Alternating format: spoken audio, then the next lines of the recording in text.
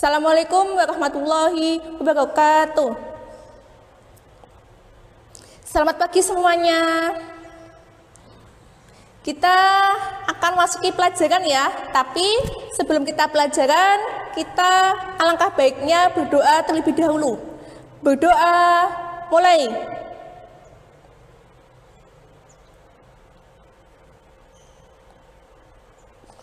Selesai. Gimana kabar kalian? Pagi-pagi udah masuk? Apakah ada kendala di jalan atau pas menuju ke sini? Apakah ada yang mampir-mampir kemana kayak gitu? Kalau tidak ada, berarti kita bisa melanjutkan ya. Ini teman-teman kalian ada yang belum masuk nggak nih? Atau semuanya sudah masuk? Oh ya, berarti hari ini semua masuk ya, jadi tidak ada yang tertinggal di materi ini. Sekarang saya akan mengingatkan terlebih dahulu materi yang Selasa lalu, berarti materi apa yang belum kalian pahami atau materi apa yang sudah kalian pahami di materi sebelumnya. Karena materi ini akan berkelanjutan dengan materi yang akan saya sampaikan di minggu ini. Ya, jadi masih ingat nggak nih materi tentang besaran pokok apa saja? Kemudian materi notasi ilmiah dan angka penting apa saja? Masih ingat nggak? Kalau masih ingat, berarti kita bisa langsung masuk di materi pengukuran. Jadi materi yang kita pelajari hari ini adalah materi pengukuran. Ya, pengukuran. Apa yang kalian ketahui tentang pengukuran? Apa yang kalian ketahui dengan alat ukur? Kemudian yang terakhir, mengapa kalian harus mengukur suatu benda atau mengukur suatu barang-barang yang ada di sekitar kelas ini? Mengapa? Nah, di sini untuk pembelajaran kali ini, Ibu akan membacakan tujuan pembelajarannya, yaitu yang pertama, memahami konsep pengukuran pada suatu benda. Jadi nanti kalian harus memahami pengukuran benda itu kayak apa, seperti apa. Kemudian yang kedua yaitu menjelaskan skala terkecil pada alat ukur. Berarti setiap alat ukur nanti akan memiliki tingkat ketelitian dan tingkat ketidakpastian yang berbeda-beda. Kemudian yang ketiga, melakukan pengukuran pada alat ukur untuk besaran pokok atau besaran turunan. Kemudian yang terakhir nanti menerapkan aturan perhitungan angka penting pada alat ukur. Jadi nanti di pengukuran ini kalian harus mengukur suatu benda dengan materi-materi yang sebelumnya harus dikaitkan. Jadi nanti misalkan kalian ingin mengukur meja, berarti apa aja yang harus kalian ukur di meja ini, kayak gitu, ya. Kemudian, nih, alat ukur tadi sudah saya sebutkan bahwa alat ukur ini akan berkaitan dengan besaran pokok dan besaran turunan. Jadi akan saya perkenalkan terlebih dahulu. Yang pertama, untuk alat ukur panjang. Jadi nanti alat ukur panjang itu bisa mistar, bisa jangka sorong, atau mikrometerskop. Ini nanti saya perlihatkan. Kalau mistar atau penggaris kan sudah kalian ketahui sejak SD ya. Kalau untuk jangka sorong mungkin waktu SMP sudah pernah. Ini namanya jangka sorong. Ingat ya, jangka sorong nanti yang bisa digeser ini, itu nanti adalah yang skalanya ini bisa dinamakan nanti kalau kita menggeser nanti ketemu dengan skala noniusnya. Kalau yang tidak bisa digeser berarti nanti itu sebagai skala utamanya. Ingat ya, ini jangka sorong. Kemudian yang ketiga, kita ingat mikrometerskop. Nanti saya tunjukkan ini, alat mikrometerskop ini yang bentuknya gini ya, atau seperti ini. Nanti sama, ini yang bisa digeser-geser dan ini merupakan angkanya. Ini jangka sorong dan mikrometerskop ini memiliki tingkat ketelitian yang berbeda-beda. Kemudian selanjutnya alat ukur untuk massa. Alat ukur untuk massa berarti nanti ada neraca Ohm, lengan, pegas, dan digital. kalau digital ini biasanya kalian jumpai di tempat pembelian buah atau apa. Kemudian kalau neraca lengan atau neraca ohos itu di praktikum, jadi di lab-lab itu biasanya menggunakan neraca ohos atau neraca lengan. Kemudian neraca pegas itu seperti bentuknya kayak pegas. Kemudian yang ketiga yaitu waktu. Waktu biasanya kita mengukurnya dengan stopwatch. Kalau kalian berlari-lari, biasanya oleh Pak Guru Olahraga akan dihitung berapa putarannya menggunakan stopwatch. Kemudian suhu. Kalian kan pernah ya melihat termometer, itu merupakan alat ukur pada suhu. Kemudian yang terakhir ini adalah yang besaran turunan untuk mengukur volume, berarti alat yang kita gunakan jika volumenya itu tidak beraturan, bisa menggunakan gelas ukur. Kemudian, karena kalian sudah sedikit saya beri konsep alat ukur itu kayak panjang masa, waktu, suhu, dan volume, berarti kalian sekarang untuk kegiatan selanjutnya, kalian bisa membuka modulnya. Silakan dibuka modulnya ini.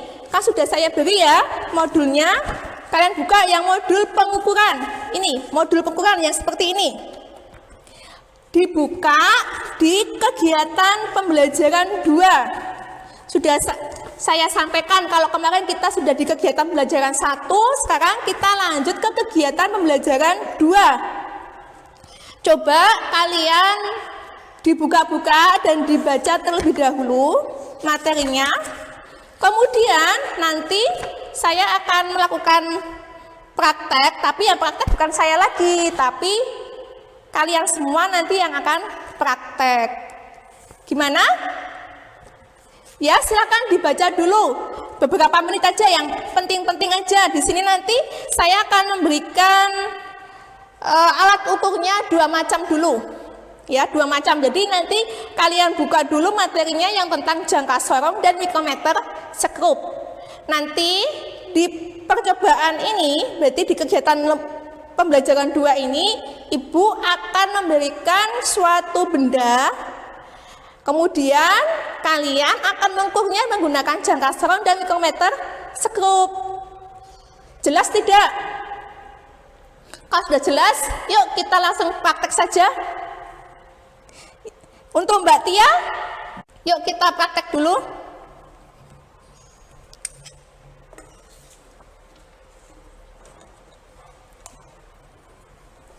Nih, Ibu akan praktek dengan Mbak Tia. Nanti Mbak Tia yang akan mempraktekkan jangka sorong dan mikrometer skrup. Coba, tadi sudah dibaca belum? Yang materinya ini? Sudah, Bu. Sudah ya? Berarti nanti tinggal dibuka aja ini materinya. Ini apa ini? Jangka sorong sama mikrometer skrup. Berarti nanti Mbak Tia bisa membuka materinya tentang jangka sorong dan mikrometer skrup. Kemudian ini ada lembar kerja yang harus dikerjakan oleh Mbak Tia. Jadi nanti ini ada prakteknya. Nanti prakteknya berarti menggunakan jangka sorong dan mikrometer skrup. Ini nanti di lembar ini Mbak Tia melengkapi tabel pengamatannya. Nanti benda-bendanya bisa menggunakan ini, bisa menggunakan yang ini. Coba sekarang Mbak Tia praktek pengamatan untuk jangka sorong. Coba sendiri yuk. Mana jangka sorongnya? Nih. Coba. Ini jangka sorong ya, berarti panjang ini. Coba Mbak Tia sendiri sekarang.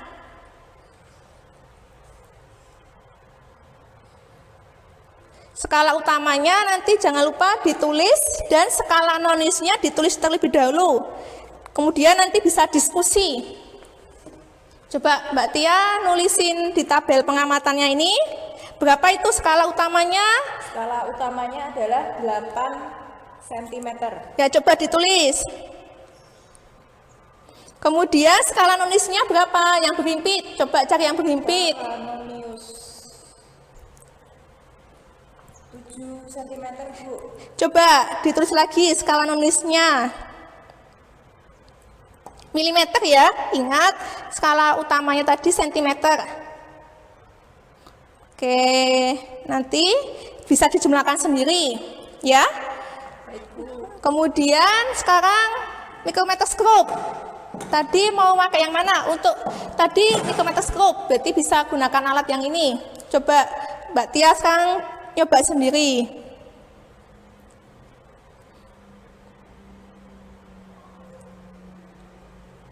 Skala utamanya 7 mm.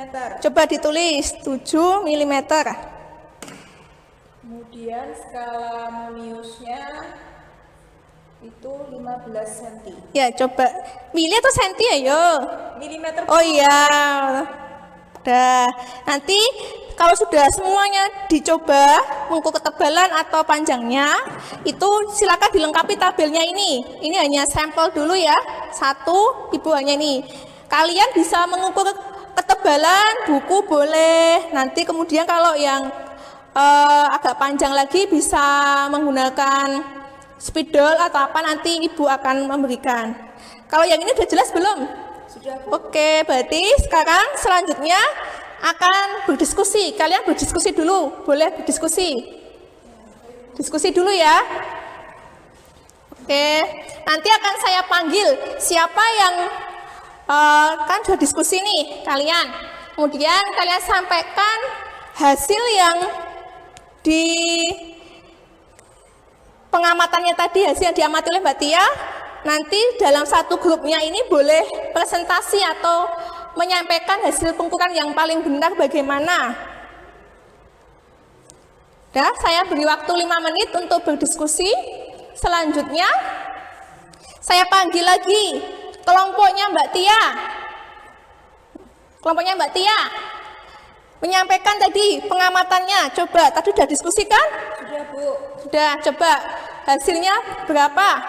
Berdasarkan diskusi hasil kelompok saya, untuk pengukuran mikrometerskop, skala utamanya tadi 7 mm. Kemudian skala moniusnya 15 mm. Karena ketelitian mikrometerskopnya adalah 0,01 mm, maka skala moniusnya yang tadi 15 mm dikali 0,01 mm sama dengan 0,15 mm. Dan hasilnya ditambahkan dengan angka skala utama yaitu 7. Jadi 7 ditambah 0,15 hasilnya sama dengan 7,15 mm. Kemudian untuk pengukuran jangka sorong, skala utamanya yaitu 8 cm, skala moniusnya 7 mm, dikali ketelitian untuk jangka sorong yaitu 0,1 mm. Jadi 7 dikali 0,1 mm sama dengan 0,7 mm. 0,7 ditambah skala utamanya yaitu 80 mm. Jadi tadi yang 8 cm dijadikan milimeter. Jadinya sama dengan 80. 80 ditambah 0,7 sama dengan 80,7 mm. Ya, oke, berarti sudah paham ya? Atau masih ada yang bingung teman-teman yang lainnya? Yuk, boleh kembali duduk. Bagaimana? Teman-teman yang lainnya sudah paham atau masih bingung? Sudah paham atau masih bingung? Agak-agak bingung. Agak-agak bingung? Oh iya. Saya review lagi. Tadi alat ukur yang kita gunakan bukan panjang. Bukan pakai penggaris maksudnya, tetap alat ukur panjang. Ini kan sudah gampang. Kemudian ini tadi kan, nih ingat tingkat ketelitiannya yang digunakan jangka sorong 0,1 mm. Kemudian, nah ini tinggal kalau kalian masih bingung, kalian harus apa? Melihat skala utamanya terlebih dahulu berapa. Cari skala yang berhimpit yang warna merah ini. Kemudian baru dijumlahkan. Kalau yang mikrometerskop, ingat tingkat ketelitiannya 0,01 mm. Jadi kalau jangka sorong tadi 0,1 mm, kalau mikrometerskop tadi adalah 0,01 mm. Nih, sama prinsipnya, kalau mikrometerskop carilah skala utamanya dulu, kemudian skala noniusnya, setelah itu baru dijumlahkan. Paham ya? Kalau satuan di jangka sorong, ingat, skala utama Pak, itu satuannya sentimeter. Kalau pada skala ini, skala pada alat ukurnya mikrometerskop, berarti skala utamanya satuannya sudah milimeter. Ingat ya. Kemudian tadi kan karena Ibu tidak membawa alat ukur massa, berarti tinggal saya terangkan aja sedikit ya. Nanti untuk massa bisa menggunakan neraca Oehr's. Tingkat ketelitiannya yaitu kalau di neraca Oehr's itu adalah 0,1 gram. Kalau di neraca Oehr's ini tinggal dijumlahkan saja lengan depan, lengan tengah, dan lengan belakang. Paham belum?